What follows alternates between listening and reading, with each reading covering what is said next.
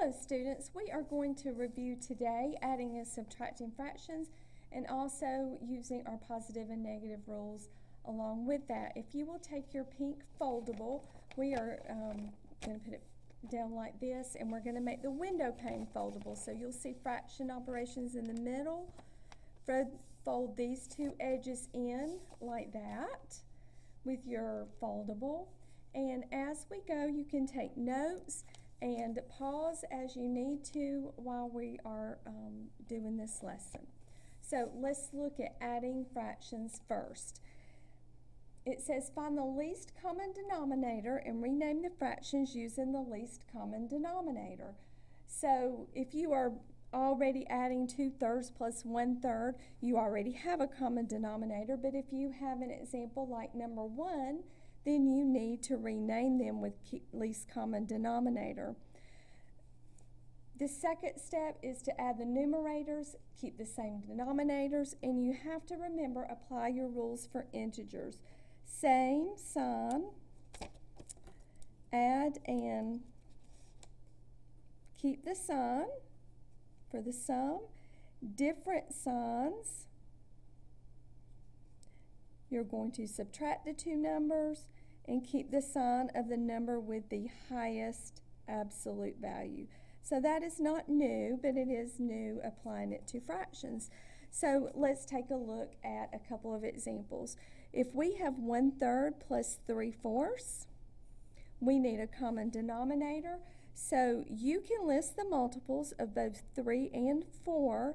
If I start with the highest number, 4, 8, 12. Now I know that 4 is not a multiple of 3, neither is 8, but yes, 12 is. We can list those 3, 6, 9, 12, but 12 would be our least common denominator, or LCD, for these two fractions. And notice, I like to write my fractions like this on top of each other, so when I rename them, it just, to me, makes it easier to keep everything in line. So how do I get from 3 to 12?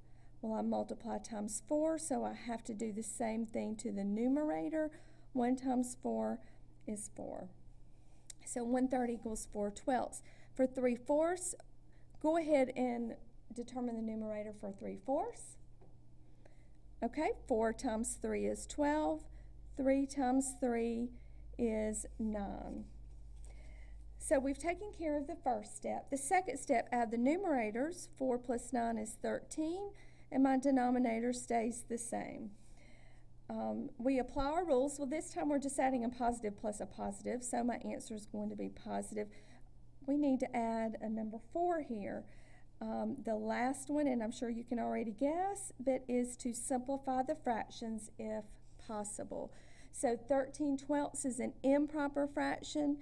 13 divided by 12. 12 goes into 13 one time, and I have 1 left over, so my answer would be 1 and 1/12. Okay, for example 2, and again I'm going to write them on top of each other like this. 2 1/2 plus 3/4. And as I will go over when we get to subtractions, you can make these improper fractions, add and then simplify, but to me, when we're adding fractions, it's fairly easy just to leave them as they are and get our common denominators. So I'm going to bring over my whole numbers. Don't forget that part. And I need a common denominator for 2 and 4. Well, you probably already know my multiples for 4. Well, I start with 4, 2, 4, 4, 8, 12, and so forth. But 4 is going to be your LCD. So I'm going to use that. Since 4 and 3/4 has a denominator of 4, I just bring my 3 over. And then for 1/2, 2 times 2 is 4, so I have to do the same to my numerator. And 1 times 2 is 2. So now I can add. I add the numerators. 2 plus 3 is 5. Keep the same denominator. Now I add my whole numbers. 2 plus 4 is 6. This time I have a mixed number with an improper fraction, and I do not want both. So I'm going to take 5/4, and when I divide 5 into 5 divided by 4, 4 goes into 5 one time. And remember, the remainder becomes your numerator and your divisor the denominator. So I have 1 1/4 for 5/4, and I have to add that to my whole number. So 6 plus 1 1/4 gives me 7 1/4. So that is adding fractions. Let's take a look at subtracting fractions. I'm going to show you 2 ways to do this, and I want you to decide which option is better for you. As long as you are working it correctly, you can choose. Okay, for option 1, it says convert mixed numbers to improper fractions. Then okay, sorry about that. I had a little interruption. But so we convert mixed numbers to improper fractions. Then we solve, subtract, and keep the same denominator.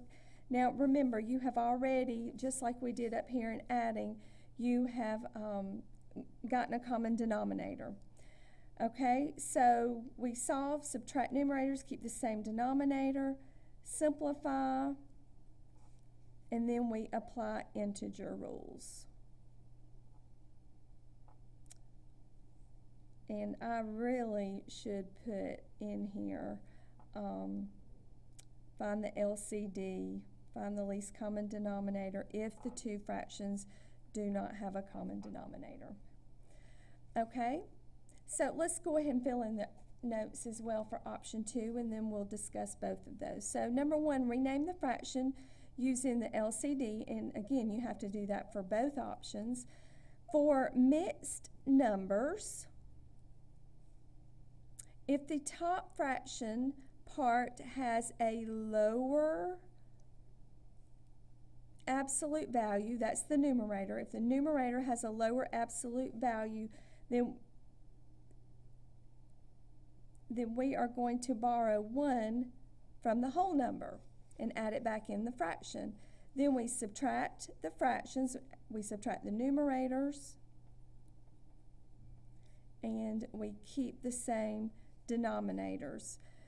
Then subtract the whole numbers, apply integer rules. So let's look at a couple of examples for these. Let's take a look at option 1, where we just automatically change it to improper fractions. Now for option 1, we already have a common denominator, so I don't have to find the LCD, but I am going to convert them to improper fractions. Over here, 3 2/3, remember, you take the denominator times the whole number, so 3 times 3 is 9, plus 2 is 11/3. So I'm going to do 11/3 minus, and then we had 2 1/3. 3 times 2 is 6, plus 1 is 7. So 11/3 minus 7/3. Subtract 11 minus 7 is 4, and I keep the same denominator. I'm also going to change that to a mixed number. You can divide 4 divided by 3. 3 goes into 4 one time, and with 1 left over, that becomes your numerator, and your divisor is your denominator. So 4/3 equals 1 1/3. Okay, now let's look at example 4 for option 1. And if you will pause this video and go ahead and work it out.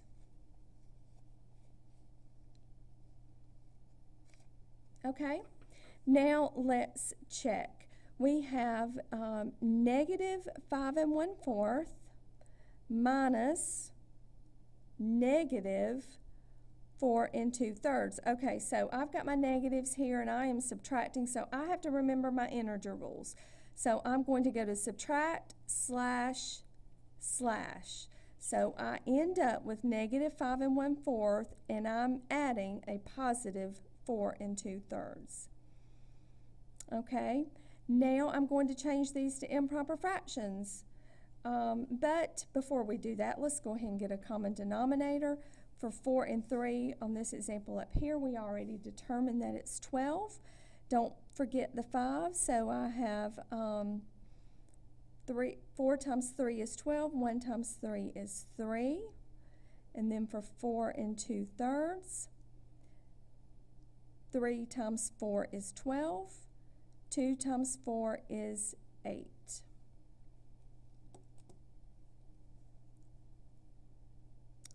Okay, now that I have a common denominator, I am going to make these improper fractions. And it is okay to convert these to improper fractions and then get the same denominator, or you can get the same denominator and then convert. Those steps are interchangeable. So right here, 12 times 5 is 60, plus 3 is 63, so I have, don't lose your negative sign, negative 63/12. And here we have 12 times 4 is 48, plus 8 is, let's see, our denominator is 12.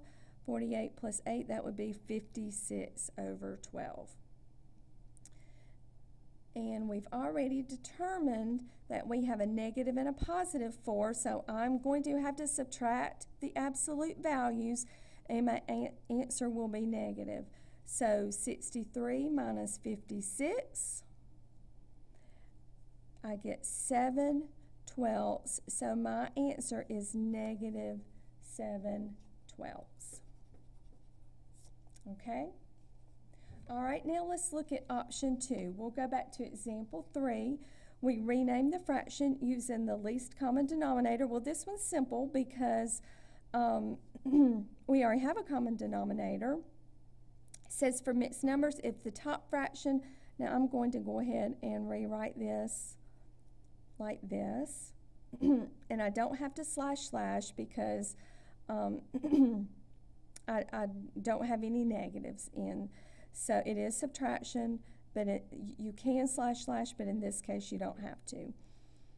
So it says for mixed numbers, if the top part has a lower absolute value, and that is not the case here.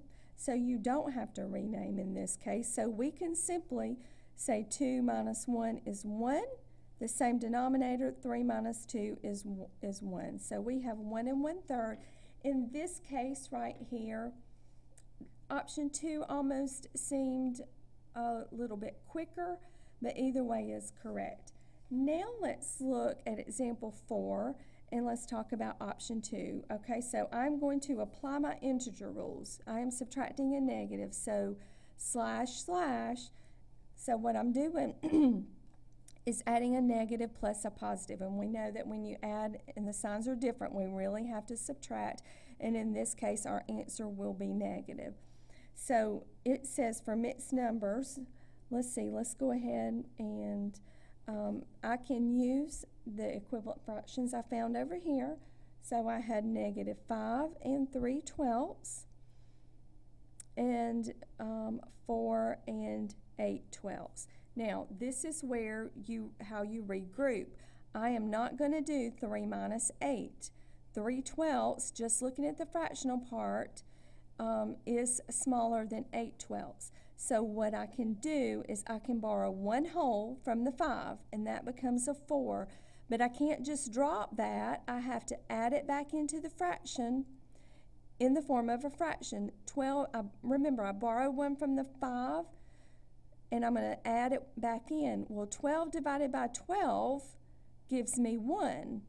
So I'm going to have 3/12 plus 12/12, which is 15/12, 4 15/12, and I'm going to subtract 4 8/12. Now, don't forget, we know our answer is going to be negative because of our negative 5 right here, and we're adding a positive.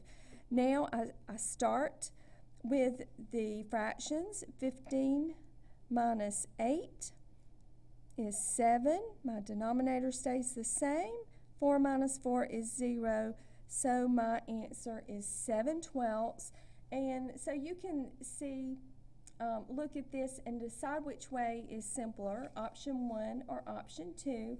I will leave that choice up to you. Thank you.